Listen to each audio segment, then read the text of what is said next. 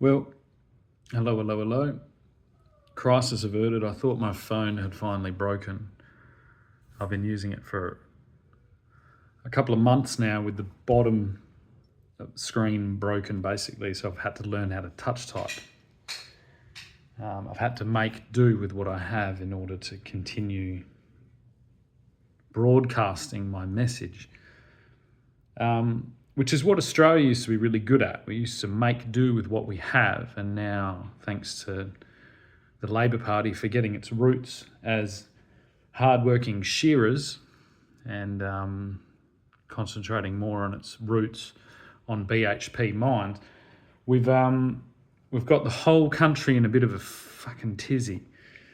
And so I've read a couple of books to prepare myself. I've done a bit of time traveling and a bit of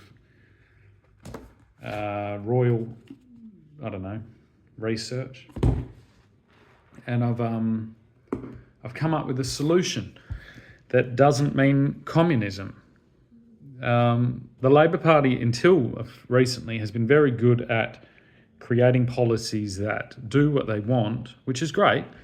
They've elevated an entire segment of the population to more evenly distribute the wonderful wealth of this country, and in order to do that, they've destroyed the wonderful wealth of this country, because those individuals have not been the same caliber as the individuals that came before them, and they have kind of lived within a fictitious vending machine reality in which everything is provided for them. And usually when something's been provided for you, it's going to be shit. And people are going to try and sneak in there and try and provide something for you that's even more shit, that makes them more money, and that is pretty much the story. So yeah, there's a segment of Australia, boomer class, union through and through, then you're pretty well off. Yeah, and you're pretty noisy, and you've got lots of things. You've got a medical system that we all benefit from that is now attacking us. You've got an education system that is now everywhere that is attacking us.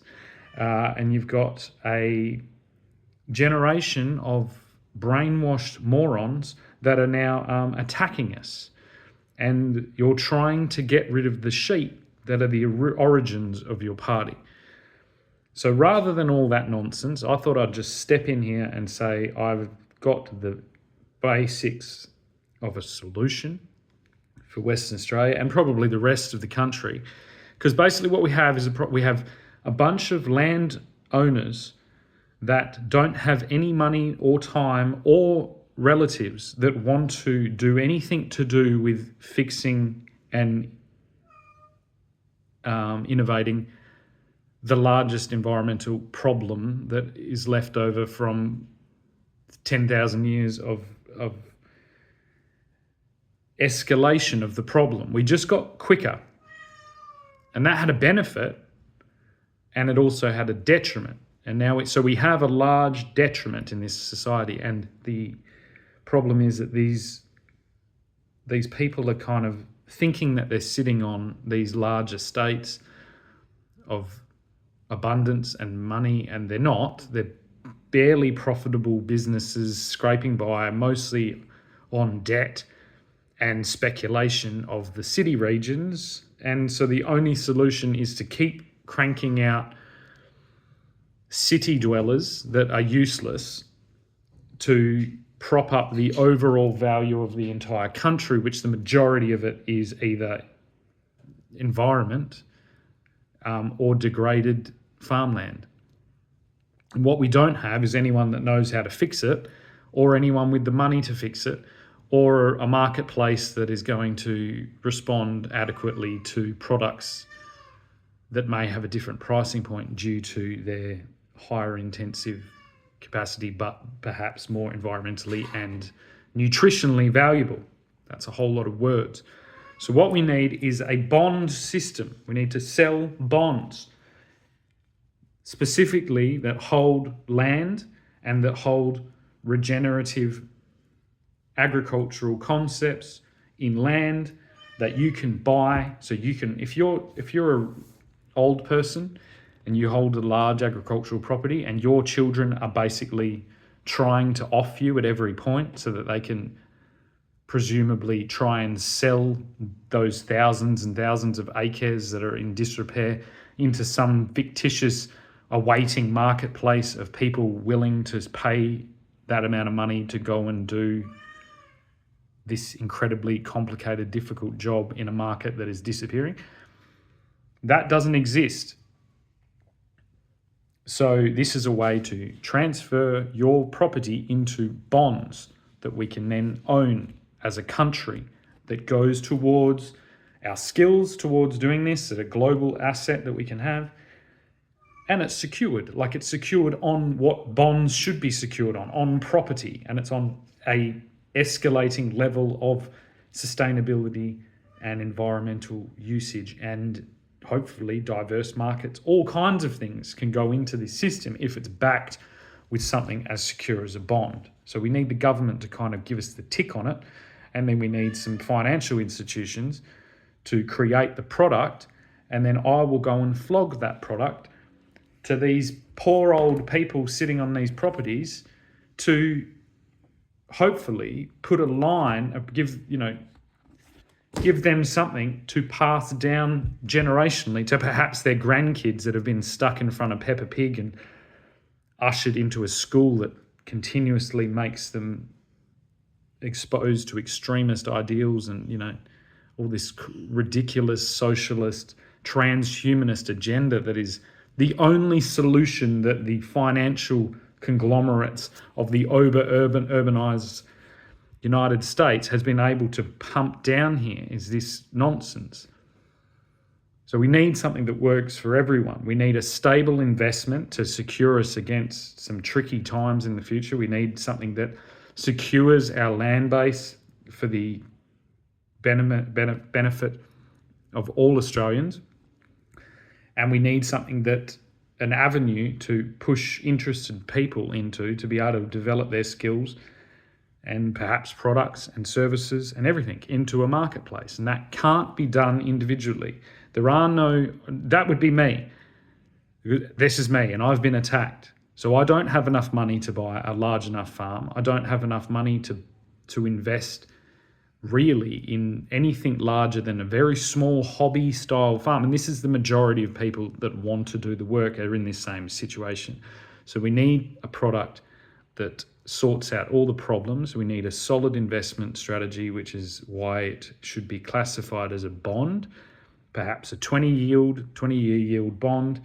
And this, just based on the development alone, will make it very stable. It's backed on the property, which is very traditionally stable.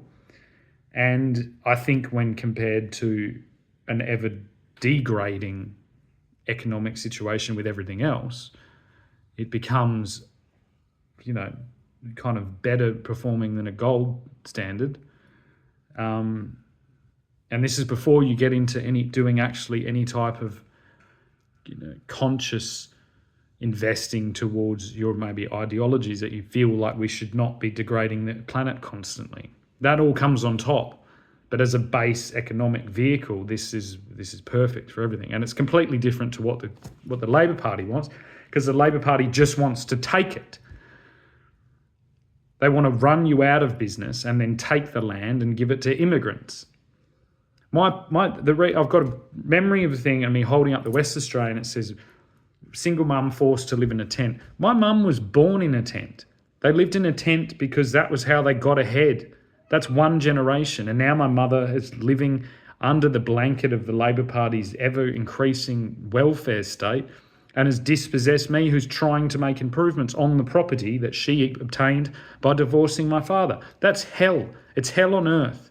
And you've done it. And there is no government fix. There is a system of privatisation of a private financial vehicle that can be built, and I'm guessing will want to be built by individuals, and then can be ticked off on the government, and the government can hold those bonds, perhaps negotiate better terms to secure those bonds, and then you benefit from having this within your country.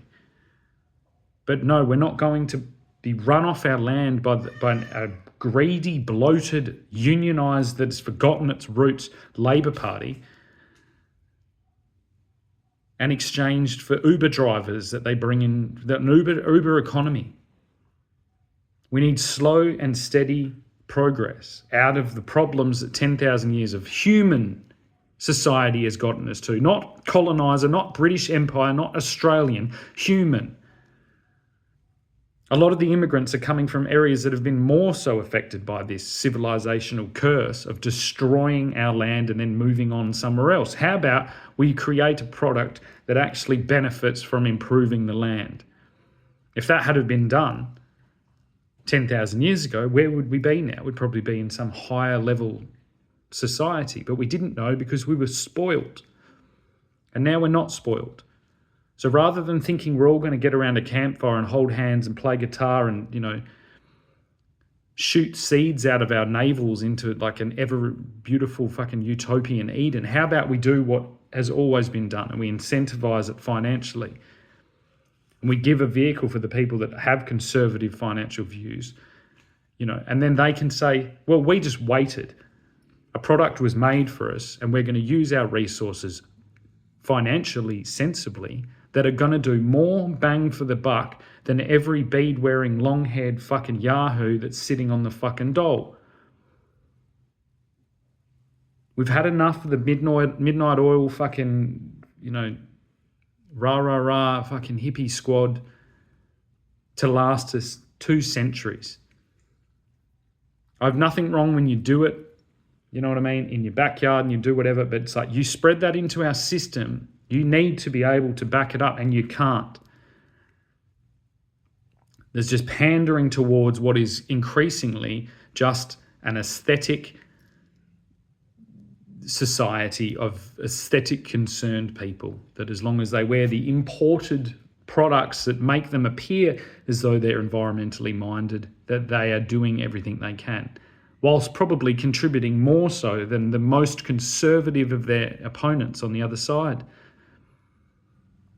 And I'm going to extend that gap further by making and creating a financial vehicle that really does what it is that these drum-beating, picket sign-carrying yahoos, to which I could be mistaken at any fucking day of the week.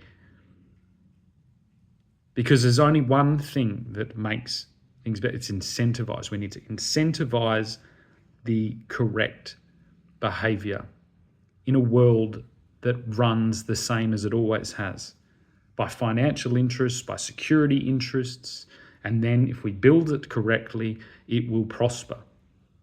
And that's the idea of the country behind all of this identity politics, all this degradation of electoral process that has gotten down to purely just like, if I see one more advertisement by this Whittaker fellow, the WA Labor Party, I'm going to, you know what I mean?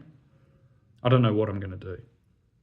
But that does not belong in any of our campaigning. It is the lowest common denominator, and it is the last resort for a dying, union-based cult that has lost its foundation and perhaps should go and find it again. Your parties weren't formed by bloated construction projects and things like that. This has all come later down, and you've chosen the worst time on earth to back yourselves into that corner. Because as I said in the video the other day, we're ever increasingly getting to a democratic policy or position where we're going to be governed very differently. We need to readjust our democratic system to be on an individual level and not on a geographic region, because more and more these people that are being pushed out of their beautiful suburbs and beautiful locations by this glut of gig economy workers and welfare refugees, and so they are going to relocate, and they don't want their political influence to be diluted. They also probably more than likely don't want to take on the burden of carrying freehold, an entire agricultural enterprise, and then managing staff. So this is a way to distribute it exactly what the resource companies have done, except from the get-go, we're going to do it with a driven focus towards regenerative processes.